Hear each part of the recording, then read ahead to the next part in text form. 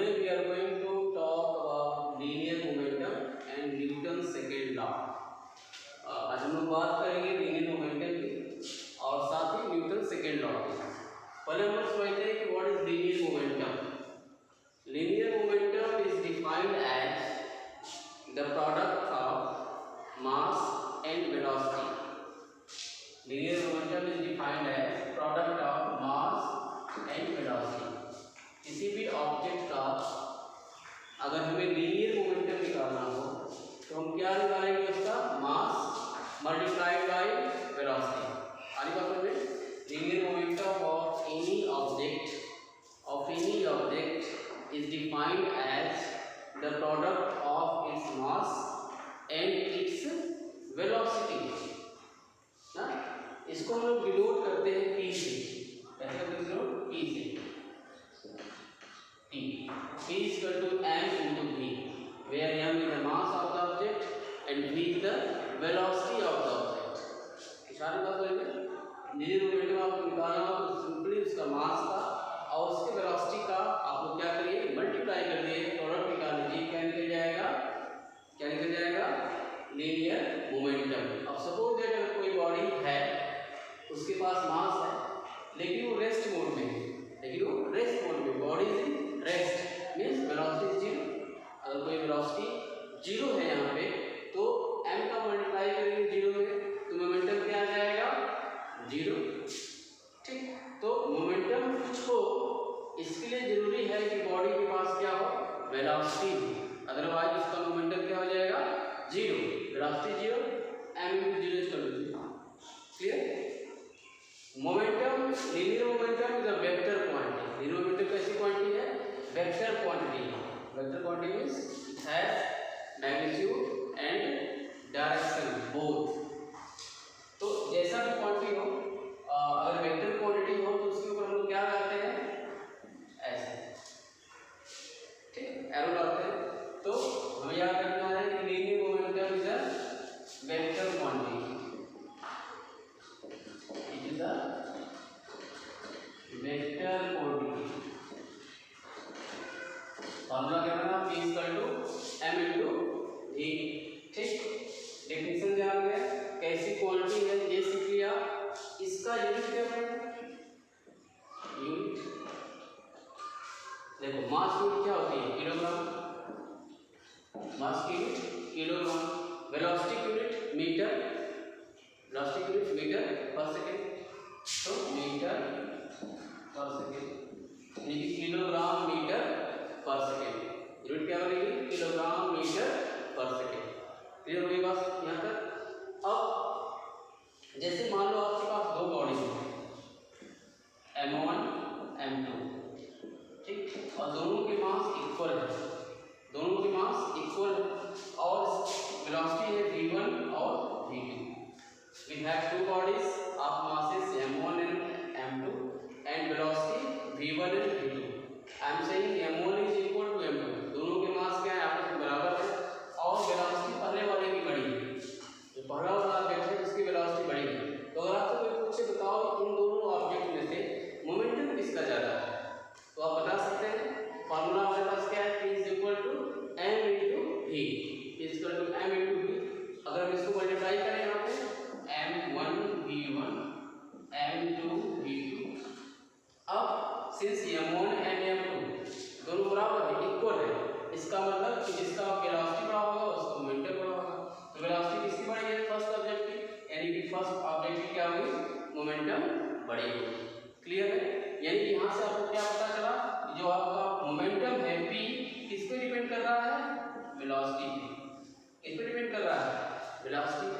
आगे बात है, ऐसे ही अगर हम दो ऑब्जेक्ट लें और दोनों के मास m1 m2 हो और दोनों की वेलोसिटी v1 v2 हो और वेलोसिटी आपस में इक्वल हो, दोनों की वेलोसिटी क्या है, सेम है, v1 के बराबर v2, ठीक, और m1 और m2 अलग अलग डिफरेंस है। अब यहाँ से आपसे पूछा जाए, मान लेते हैं कि m2 बड़ा है, यहाँ पे सपोज कर लेते हैं कि m2 सेकेंड वाले का मास बड़ा है, तो अब यहाँ से हम निकालेंगे momentum m1 v1 m2 v2।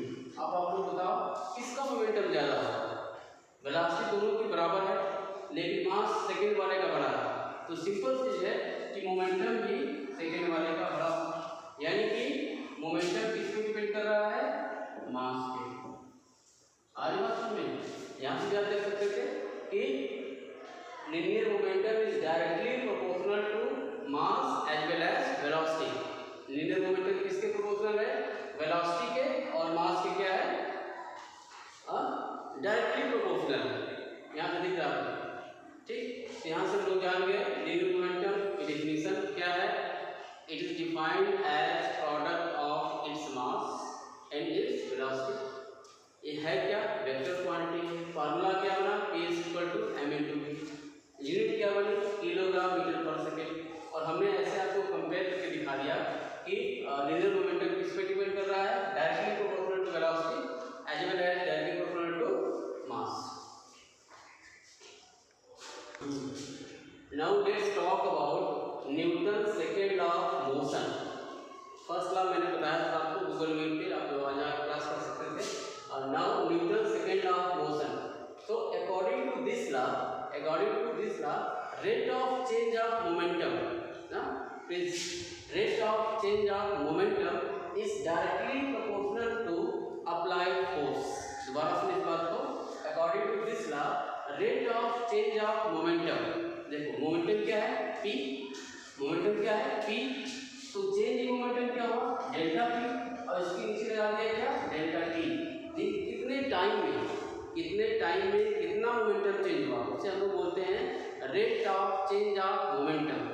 सबसे आपको ध्यान देना है, p का मतलब क्या, मोमेंटम, डेल्टा लगा दिया, इसका मतलब क्या, चेंज इन मोमेंटम, और डेल्टा t का मतलब कितने टाइम में कितना चेंज हुआ, कितने टाइम में कितना चेंज हुआ ना, ठीक। जैसे मान लो फर्स्ट सेकेंड में 3 है और फिफ्थ सेकेंड में जाके 7 हो गया ना, तो यहाँ पे चेंज मोमेंटम कितना हुआ, 4, और चेंज इन टाइम कितना हुआ, 4। तो कितने टाइम से कितने टाइम में, इसे बोलते हैं हम लोग rate of change of momentum. तो ये न्यूटन का क्या बोलता है कि according to this law, rate of change of momentum in delta p upon delta t is directly proportional to force, applied force, and it takes place in the same direction in which direction force is acting. और उसकी direction क्या होगी, ठीक उसी direction में होगी जिस direction में फोर्स वर्क कर रहा है, ठीक। आपको इतना याद रखना है इस डेफिनेशन कि according to this law, rate of change of momentum is directly proportional to the applied force.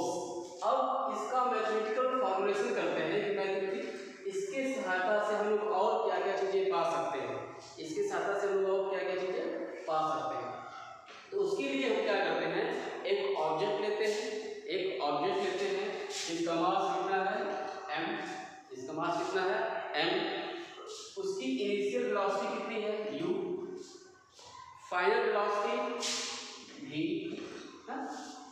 मैं पूरा तो नहीं लिख रहा हूँ, मैं एक ऑब्जेक्ट लेता हूँ जिसका मास कितना है m, उसकी इनिशियल वेलोसिटी कितनी है, किस वेलोसिटी से वो स्टार्ट कर रहा है चलना, u से, उसकी फाइनल वेलोसिटी क्या है, लास्ट वाली वेलोसिटी क्या है v, और उस पर कितना फोर्स लगा f, और कितने टाइम के लिए लगा, ठीक। m मास, u initial velocity, v final velocity, f force, और कितने टाइम के लिए वो फोर्स लग रहा है, t। और एक ऑब्जेक्ट है, उसका मास u है, उसकी इनिशियल वेलोसिटी u से जा रहा है, उस पर f फोर्स लगाया गया है t टाइम के लिए, और उसकी वेलोसिटी कितनी हो गई, v। क्लियर। तो हम लोग देखते हैं कि यहाँ पे मोमेंटम क्या है ना, तो पहले हम निकालते हैं इनिशियल मोमेंटम। इनिशियल मोमेंटम कितना होगा, बोलो m इंटू u, क्या होता है, product of mass and its velocity. तो इनिशियल मोमेंटम क्या होगा, शुरुआत मोमेंटम कितना होगा, उसका मास और उसकी वेलोसिटी, ठीक। फाइनल मोमेंटम कितना होगा, फाइनल मोमेंटम m, मास तो भाई सेम है उसका, इनटू वेलोसिटी अब चेंज हो गई, कितनी हो गई, u से v हो गई। क्लियर। इनिशियल कितना था m इंटू u, फाइनल कितना आ गया m इंटू v। तो अब इसमें चेंज कितना होगा, चेंज इन मोमेंटम यानी कि delta p, change in momentum कितना आ जाएगा, m v minus m u। अब दोस्तों चेंज इन मोमेंटम, इसी को हम बोलते हैं delta p।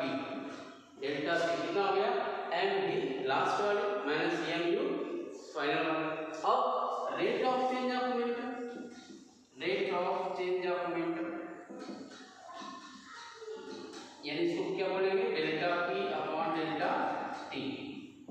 Rate of change of momentum कितना हो जाएगा, M V minus M U upon delta T. यहाँ तक आगे बात को सुन लें। Initial momentum M U, final M V, कितना चेंज हुआ, M V minus M V ना, बात वाली में से बड़ी वाली घटा देंगे। तो कितने रेट से हुआ, यानी किस रेट से हो रहा है rate of change of momentum, क्या करेंगे, डेल्टा टी से डिवाइड करेंगे, हाँ इतने टाइम में कितना हुआ, ठीक। ये क्या होगा, rate of change of momentum, यानी कि इसको ऐसे लिखें, delta P upon delta T is equal to, देखो यहाँ से एम वी एम यू दोनों में क्या है, एम इज कॉमन, तो we take M V minus U upon T.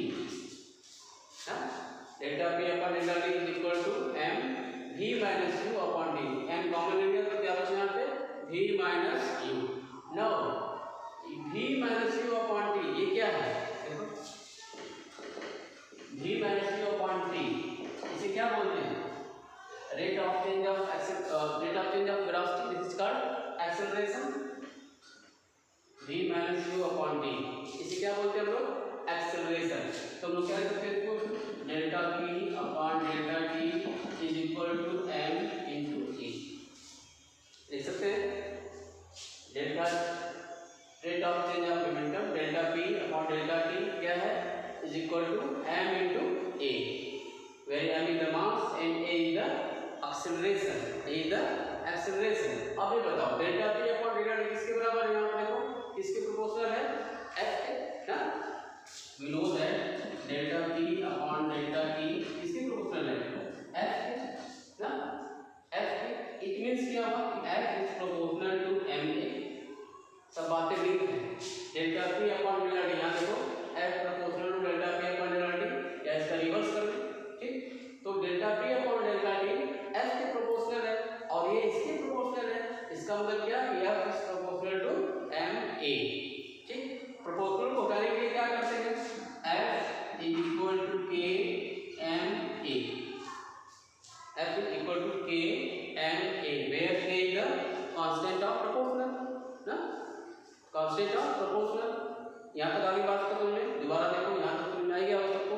यहाँ से हमने क्या किया कि delta P upon delta T क्या है, एम ए के बराबर है, मान लिया। अब ये चीज देखो, ये चीज यहाँ से एफ किसके प्रोपोर्शनल है, delta P upon delta T के, और delta P upon delta T किसके बराबर है, एम ए के, यानी कि एफ किसके प्रोपोर्शनल हो गया, एम ए के। क्लियर। अब प्रोपोर्शनल बनाने के लिए मैंने क्या किया, एक कांस्टेंट लगा दिया। अब अगर हम ये मान लें कि एफ क्या हो, यूनिट हो, एन क्या हो, यूनिट हो, ए क्या हो, यूनिट हो, यूनिट का मतलब यूनिट, उसका मास यूनिट है, उसका एक्सेलरेशन यूनिट है, उस पे जो फोर्स लग रहा है वो क्या है, यूनिट है। तो के की वैल्यू क्या आ जाएगी, 1, किसके लिए, यूनिट के लिए। तो यहाँ से हमारा एक नया फार्मूला बनता है, अगर के की वैल्यू हम 1 रख दें तो F is equal to m into a, और ये फार्मूला आपका बहुत इंपॉर्टेंट फार्मूला है। फोर्स के बराबर क्या, m इंटू a, यानी कि मास इंटू एक्सेलरेशन। इसका बार बार हम लोग फिजिक्स में यूज करेंगे। फोर्स के बराबर क्या, मास इंटू एक्सेलरेशन, फोर्स के बराबर क्या, मास इंटू एक्सेलरेशन। इसको हम बार बार यूज करेंगे। तो यहाँ से हमें फोर्स का एक नया डेफिनेशन, एक नया फार्मूला मिला कि फोर्स क्या है, मास इंटू एक्सेलरेशन। ठीक, आगे हम लोग बात करते हैं इसके यूनिट की।